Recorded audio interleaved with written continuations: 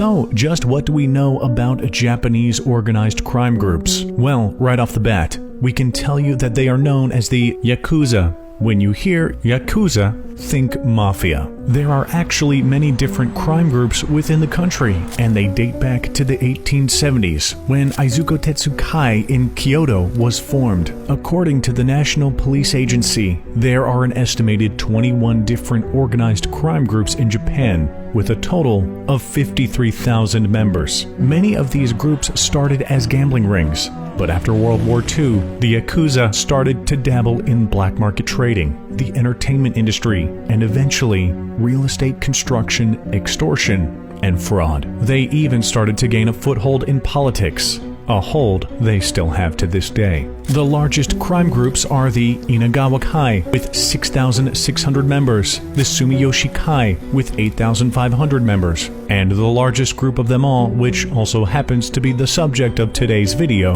the Yamaguchi Gumi, at a staggering 23,400 members. That's almost half of all the known members of all the organized crime groups in Japan. Yeah, this Yakuza is a force to be reckoned with, but here's a fact that may surprise you. Not all of the Yakuza's activities are illegal. In fact, the third-generation leader of the Yamaguchi Gumi, named Kazuo Taoka, famously told his members to, quote, have a real job. Sure, the majority of their income and wealth comes from illegal activities, but by running legitimate businesses, the Yakuza confidently claim that they are humanitarian groups that keep order within their country. Believe it or not, they have offices, fan-made magazines, comics and books detailing all their doings, and even business cards. Imagine getting a business card from a member of the mafia.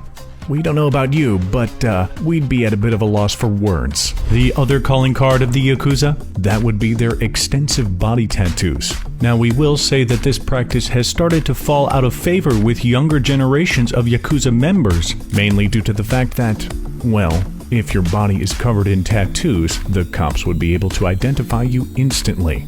But these traditional tattoos were once seen as an initiation practice and acted as a physical marker that the person with them had abandoned a normal lifestyle, a permanent reminder that they had turned their back on society. Members will usually have their organization's emblem tattooed on their chest, which, as you can imagine, makes it mighty difficult to change organizations. Oh, and these pieces of body art are also a status symbol, proving that the Yakuza member had money to spend. After all, a medium-sized tattoo or portrait costs an average of $450. And that doesn't even include the $150 it costs to hire the artist. When you have your whole body covered, expect to pay around $60,000 or more.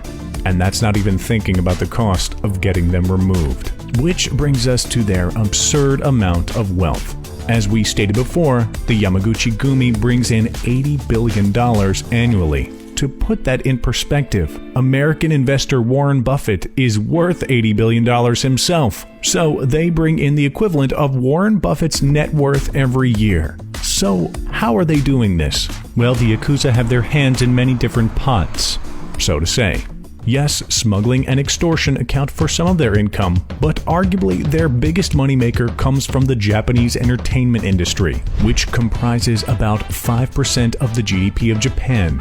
That's $400 billion per year. In fact, the Yakuza are thought to be funding one of Japan's top teen girl groups, although none of the girl group's management have confirmed this.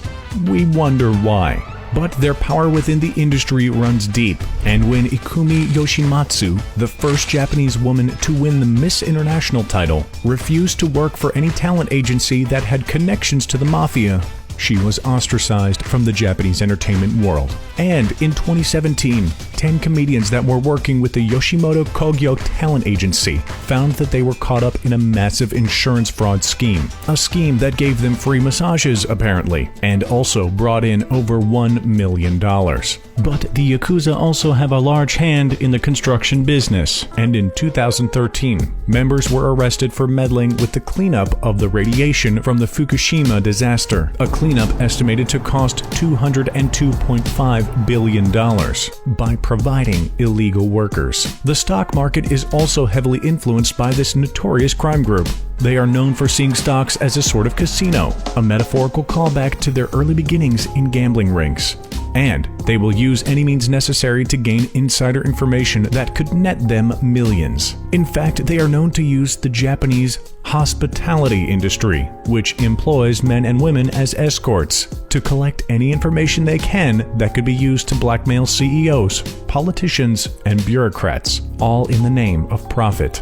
Oh, but it doesn't stop there. Having a hold in politics means huge profits for the Yakuza. In fact, as documented in the book, Yakuza, Japan's Criminal Underworld by David E. Kaplan and Alec Dubrow, Yoshio Kodama financed the Liberal Democratic Party in its early years. And the Minister of Education in Japan is known to have accepted some rather lucrative donations from the Yakuza. After denying it for years, he finally admitted to receiving a 180,000 yen lump sum from the crime group, while denying any other illegal activities. You can bet that the Yakuza are putting the politicians that benefit their needs in power.